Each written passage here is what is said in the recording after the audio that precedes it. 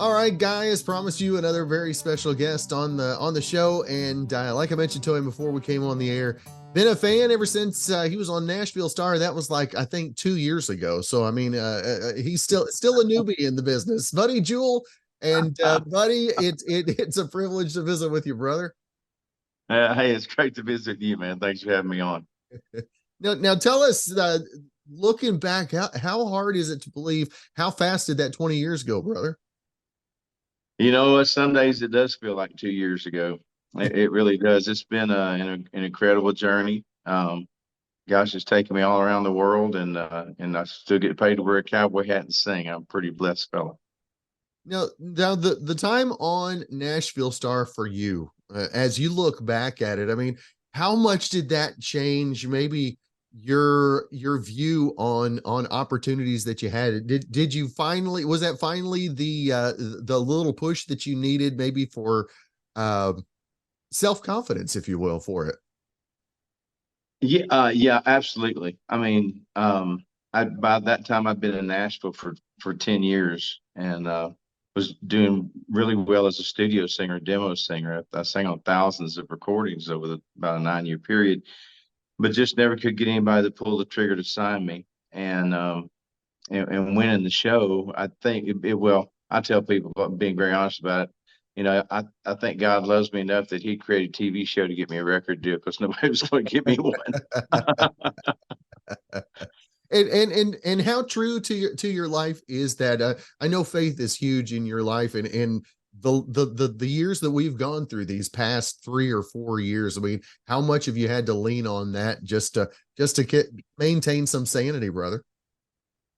Well, it is. It's a huge part of my life, and always has been since I was a little kid. But the pandemic and everything really put things in perspective for a lot of us, for most of us, I'm assuming. Um, but I learned just to be patient. I can look back at my life and see times where God's always taken care of me, whether I cared if He did or not, because there were many times in years prior I didn't care. I wasn't. It was all about me, and just to see how He's always taken care of us. He's faithful, and yeah, and so I'm learning day by day, step by step, to just to trust Him because that's I just look back at it. He's got a great track record with me. Yeah. Yeah. And we talked about the 20 years since Sweet Southern Comfort, and for you to have the new release of this and to have some all-time greats to lend a voice to it as well. I mean, what's that mean to you on a personal level, brother? Honestly, Cameron, it didn't hit me until a couple of months ago, and I realized I thought, wow, those guys really think enough of me that they're willing to put their stamp of approval on the song by putting their voices on it, and just to know that you got guys like the Bellamy Brothers and Marty Raybon and Clint Black that believe in you enough that they want to be part of a project you're on. That's pretty stout. So, but yeah, I just came to realization one day, man, what a blessing it's been, and to have those guys are all great guys, and obviously, all of them to me, as far as I'm concerned, are legendary. So to have those three entities on it with me has been spectacular. Did you guys all record separate or together? Because I can't imagine trying to record in a room with any of them and trying to keep my voice steady at all, right? No, man, it's like herding squirrels. I thought the studio was going to be tough. Trying to get the video done for it was even more challenging. I knew there was a very low probability I would get all three of those, to get all four of those guys together. Um, in a setting where it could film it. So we chased, actually Marty was the hardest one to catch. Shenandoah's been so busy. Mhm. But they're all very accommodating, and the recording part was easy. I just they did it in their own studios or where they like to do it, and of course with the advent of the digital music and everything else, it was a lot easier just to kind of phone that in. But the video part was the challenge for sure. Now you talked about tech. How much have you had to lean on tech since COVID came through, and How good and how bad has that been for you? Well, I'm technically challenged. Let's just say, um, I I was already doing. I do a Facebook Live every Tuesday night at 6 p.m. Central, so I was already kind of in the middle of doing the, you know, from a distance type stuff that we all experienced. The first several months or year or whatever of COVID.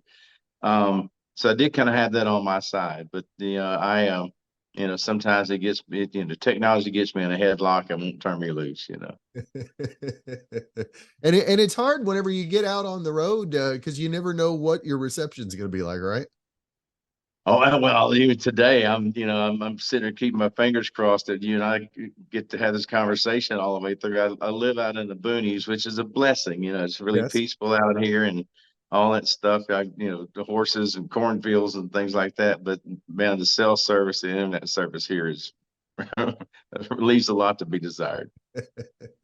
Now, buddy, for you, how much, as you look back over the last 20 years, you look at the early releases, you look at maybe some of your early songwrites as well.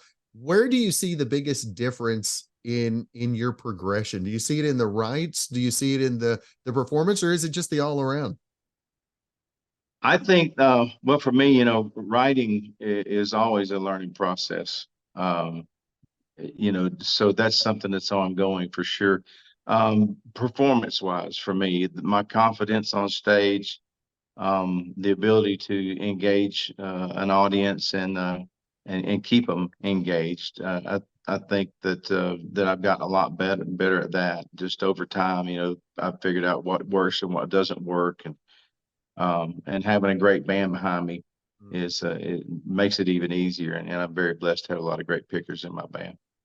Now, after the show, who were maybe some of the first folks that had your back, that really were the support and the guidance that you needed in the early days after the show? Well, one of the judges on the show was Tracy Gershon, and she was an A&R there at Sony. And I'd actually met Tracy years before, when she worked at an independent label, and they were actually I had actually been offered a contract, and by the time I could sign it and send it back, the label went out of business. So when I auditioned for the show and I found out she was a judge, I'm like, oh no, they're not going to let me on this show. And I spoke to the executive producer, George Rasher, and said, hey, just so you know, I know her. We know each other. And he said, hey, this is all it's going to be based on what people vote on. So we're not really worried about that. So, but Tracy was a great friend, and gave me a lot of guidance, towards management and publishing and stuff like that. So she would be one of the main people. One of the artists, I'd known Trace Atkins for a long time. He and I met back in like 1987.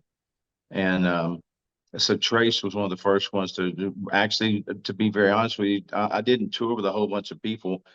Trace was one of them, I sporadically did shows with Brad Paisley, and that was kind of it. So I didn't have a whole lot of other artists to lean on, but the inner workings, the business side, and everything else, Tracy was a great help. Now, coming off of a show like that, does Nashville take any do they put any credence to you saying, "Hey, I'm Nashville Star now," or is it just, "Hey, he's another guy, he's just got a new plaque"? Well, honestly, I've been passed over for 10 years by every major and independent label in town at least twice. Yeah. And so I was kind of in a situation where up until the television show, nobody wanted me. And then I wound up on a record label that prior to the TV show didn't want me. So, and at that time, especially 20 years ago, reality television was really new. I mean, in fact, I went to a Sawyer Brown thing the other night. They got a great documentary that just came out about their 40 years. And they were really the pioneers of reality TV show music, things. And so, but at that point in time, there were very few reality shows on television. And so I was more of a novelty in Nashville. Doesn't if it wasn't created by radio, they were really hesitant about it, and I think probably still are in a lot of ways. Well, Now for you getting Clint, Marty, and the Bellamy's together, I mean, when the idea first went out, I mean, what were your intentions? Were you hoping maybe to get maybe one to work with you, and you're like, and you ended up with a handful? Is that how it went? Yeah, you know what? I didn't really ask a whole lot of people. Mm. But Clint was definitely the very first call because he produced the record to begin with. You know, he did a great job producing my first record. I wish Sony had let him do my other one. Well, you and I might be talking on different circumstances. But so and Clint was great. I mean, he was on board. You know, what can I do? How can I help you? Through the whole process, even the video, you know, he was, you know, giving me advice and tips and everything. Um, you know, I'd had some, I spent a little time around Marty from time to time, and my bass player Mitchell Brown is really good friends with Donnie Allen that plays banjo for Shenandoah, and Donnie's played on some shows with me too, and so they were really instrumental in going to Marty and him saying, yeah, I'm interested, and so they really put that into play, and then the Bellamy's were it was just a thing where I'd met Howard and David in passing a time or two, like at CRS or something like that, and and I just opened for them earlier, well, in the fall of well, yeah, last year, 2022, and got to spend a little time with them on their bus after the show, and so it was kind of fresh in their memory and mine when we decided we were going to do this, and so I thought all they can do is say no, Right. and actually all they could do is say yes. So I was very tickled. There were literally maybe maybe three other artists that I had asked if they were interested, and for whatever reasons they weren't able to. But man, I was glad. I asked as many as I could, seeing who, hoping I would wind up with at least two, and I got three. So it was great. That's good stuff. Now tell us about the rest of the new album and how excited you are for the feedback that you've been getting from the listeners as well. Well, you know, still working on putting a project together, man. It's been slow. I've been so busy this year and traveling, especially, just really sucks the creative juices out of me. And I don't want to, you know, in the past, I've always made records where I relied on other writers, you know, for some of the material or a lot of it. And I don't want to really do a record where I've written everything because there's so many other great writers and songs out there. I think that's kind of cheating, you know, my fans if I just try to do it all on my own. So I'm taking my time in the process. You know, the video's out on CMT.com. The single just went to #1 on Cashbox, the independent, you know, singles chart last month, and so I'm just enjoying the ride. The people are loving the new rendition of Sweet Southern Comfort with those guys on it with me, and I'm really enjoying you know, seeing what people think about it. Now that things have opened back up, been opened back up for a couple of years. I mean, how has your goal setting changed over the last couple of years over what we all went through in 2020? How do you set goals realistically now moving forward? I'll be very honest with you, man. I'm not one of those guys that really I don't have this list of goals written down that people look at every morning or whatever. I just I really just I kind of go where kind of God leads me, and maybe I should do more of that. Maybe I'm being lazy, who knows? But um, my main priority is I keep the bills paid and the wife happy, and anything over that is gravy. You know, I'm really enjoying it. You know, I've had such a great run, and the fans have been so wonderful to me, and country radio has too. So I'm back out. I'm traveling all over the world. I just got back from Ireland. I'm headed for Spain here in a couple of weeks, and um, you know, just going where the good Lord leads me, man. That's that way. I don't have to. You know, he says in His Word we shouldn't really plan too much in the future. He's kind of got all the cards in His hand on that anyway. He does have it in his hand, doesn't he? Yeah. Now, buddy, where is as you look back at you talked about Ireland and Spain and the different places that you've played, is there any place that you look back and you're like, I can't believe we actually had the opportunity to play there? Oh wow. Well, China would be one. Mm, Um, and another big thing for me was I got to go with the sergeant major of the army and do a USO tour of Afghanistan, Iraq, Kuwait a few years back, and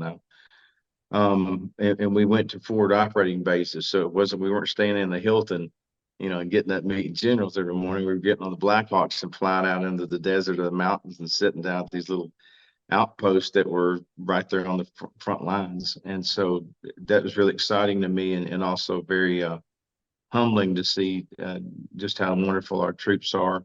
A lot of people don't give them the credit they deserve. That goes for first responders as well. I'm sure you feel the same way.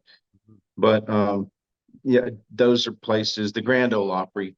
I mean, people ask me all the time, what's your favorite place to play? And it's always been the Grand Ole Opry, just because of just the nostalgia and the history behind it. And um, you know, I can't say I've played in some beautiful places and seen things, done things I never thought I'd get to do. But that really has been the pinnacle Mm, for me. mm. And standing in that circle the first time, what were your knees doing? I mean, they weren't being still, were they? No, ironically, Porter Wagner had befriended me several years before Nashville Star. He started hiring me to sing demos for him.